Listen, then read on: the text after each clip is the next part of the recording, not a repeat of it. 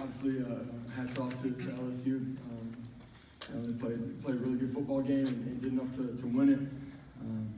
Told the players in the locker room, coaches and players today, we weren't good enough to find a way to win a football game. Love the way that they competed for 4 quarters, continued to fight with everything that they had, I believe.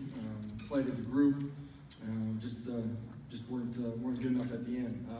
Did some things uncharacteristic of us just early in the football game that hurt us a little bit, but again, our kids continued to fight, and so with that, we'll open up for questions.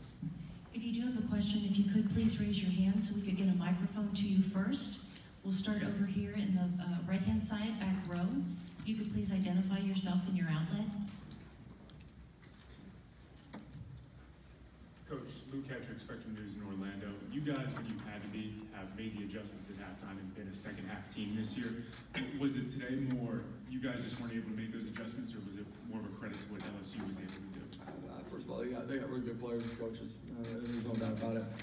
We had some opportunities and on both sides of the football, taking special teams out of it to do some things in the second half, didn't make plays, didn't put the kids in the right position, whatever it might have been. They're a good football team. We didn't do enough in this football game, offensively, just to get the first down, to get the drive going, get behind the chains, and we're in too many third and long situations. Next question. Up here on the right, first row.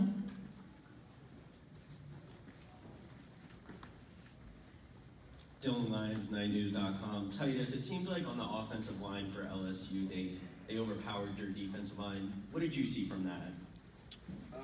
Honestly, I don't feel like they overpowered us at all, but they were good up front.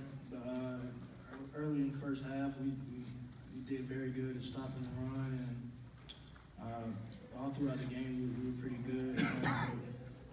Like I said, I don't feel like they overpowered us at all, but they did. They were good at running the ball and pounding.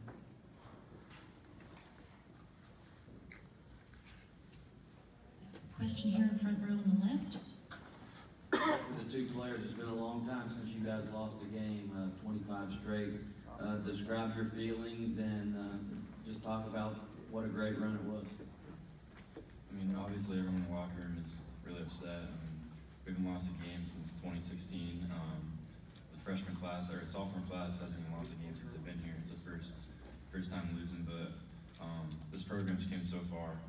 I'm just really excited to watch as a fan from the future. For the future, I think this place is just getting started.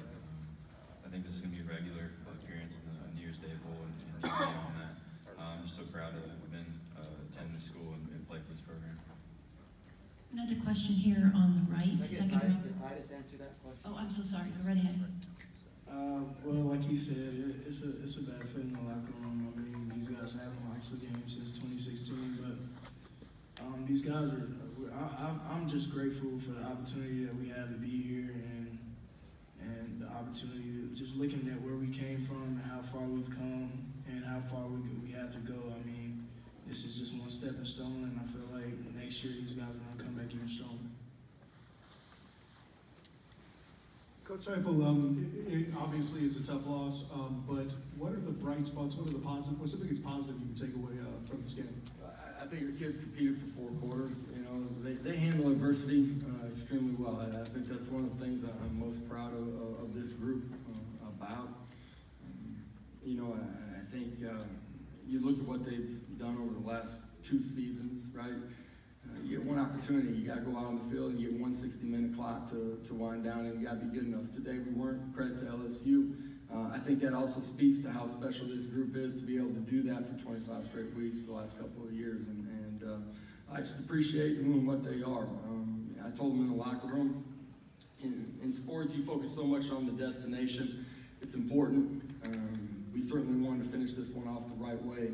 But when you walk away from the destination, right, it truly is about the journey. And I love the way that these guys have a tight brotherhood inside of the locker room. I appreciate how they bought into the things that we're trying to build upon in our program. And I do believe this is just the beginning of what we're going to be. A question here in the front row on the left. Yeah, Coach Jamie Say, WKMG, just piggybacking off what you said, what Titus said. He said that he thinks the future is even brighter. legacy that these seniors have left behind for the underclassmen, what do you think that does for the rest of the team going forward, the example that they set? We talked about in the locker room, you know, what we've been able to showcase, who we are individually and ultimately collectively this past season, leading into this ball game. We'll reveal a lot about ourselves here, handling adversity of this type as well as we move forward.